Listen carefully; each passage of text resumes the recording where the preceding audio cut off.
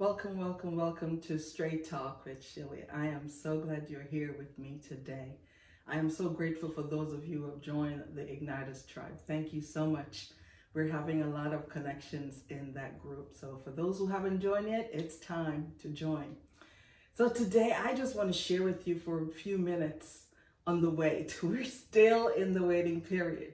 So today I want to focus on while you wait, craft your story. It is so important that we craft our story. I was reading an article the other day and it says every story has a story behind it. And I believe that because I believe that story has three sides. It's my side, your side, and the truth. And with that in mind, it's very important that we understand how impactful stories are. It's important that we tell our stories. It's important that we share. But here's the thing, because I say to share, I'm not telling you to run right out there and share. I'm telling you to share from a healed place. If you're not healed, it's not the time to share your story, because it is very impactful when you share your story. And if you share your story before you're ready, you could be devastated. Because when you share your story, you're sharing your story from a very vulnerable place. And you're opening up yourself to people's feedback. And it is critical that you share your story from a healed place. I shared my story years ago when I was in my 20s. And I shared my story with a young lady who was going through a hard time. She was talking about committing suicide. And I shared my story of having an abortion in my teens with this young girl. You see, I took the opportunity to share because I thought she was in a very critical place. She's about to do something that she would regret. Her family would be missing her. And I shared my story and told her about the bad choice, the just awful choice that I made as a teenager.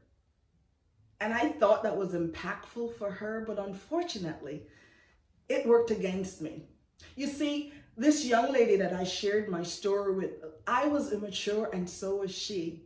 She was living with someone. She had a child with someone and the person left her to go to his country and marry someone else. And she was in pain. She was hurt, and I get it. So I thought by sharing my story about my journey would help her not consider suicide. But it backfired on me. This young man eventually came back and they got back together. He was married, but they got back together. And my story that I shared with her became pillow talk. She took the opportunity to share my story with him.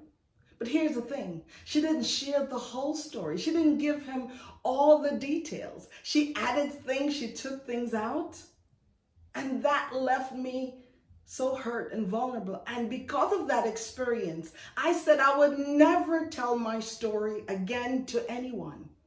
You see, my shame was painful enough for me, but I thought by sharing my story with her, it would have helped her. I don't know if it did, but I know it hurt me. But here's the other thing to it. The amazing thing is more than 24 years later, I was brave enough because I was on my healing journey and I shared that same story in front of 60 plus people that I didn't know. I shared the story of my abortion. How did I come to share that story? I was in a class that I thought was a marketing class, but it turned out it was a breakthrough class for me. The question was in the paper to all of us in the classroom, what is your gremlin?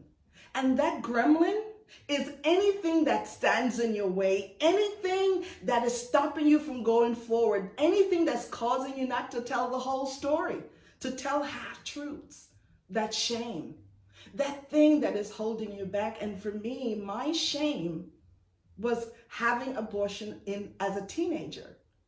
And when I shared from that place of healing, because I was on my healing journey, I wasn't yet healed, but I was on the way. And I realized that after sharing that story, many ladies came up to me after. One lady said to me, a doctor raped me and I never told anyone. Another lady wrote a note and gave it to me. She said, me too. I made the same choice as you. Another lady said, at that time, she had tried to commit suicide multiple times because she was molested as a child and she was raped multiple times.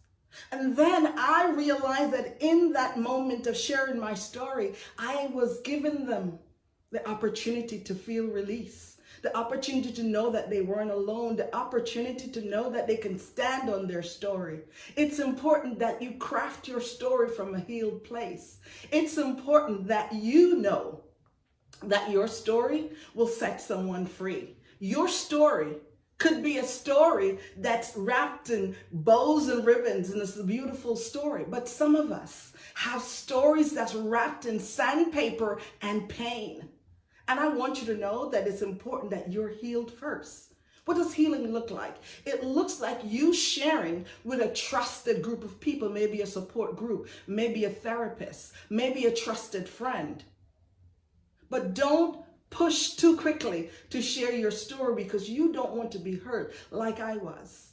So during this season, during this time, it's important that you share from a good place. When you share, people want to see that you're thriving, you're growing from that place that you once were. People are looking at you and listening to your story for hope and possibilities and to know that they too can rise above it. They too can get up. They too can thrive.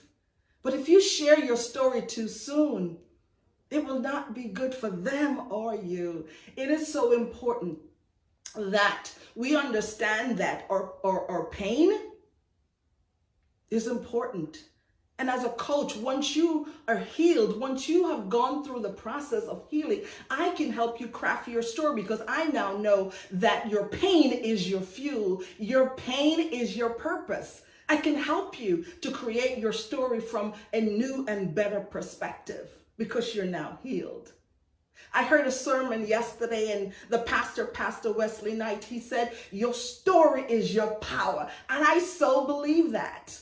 Once you can share your story from a triumphant place, from that place that you're no longer pointing fingers and pointing blame, you have forgiven yourself and you've forgiven those who have hurt you. It is time to tell your story because somebody needs to be free. Somebody needs to know that if you can do it, they can do it too. I want you to like and share this video right now. Put me on pause and let somebody know that somebody is teaching about creating their story. And if you are already healed, you've gone through therapy, you've addressed those broken places in your life, and you need help to craft your story, reach out to me. Reach out to me by email and let me know how I can help you.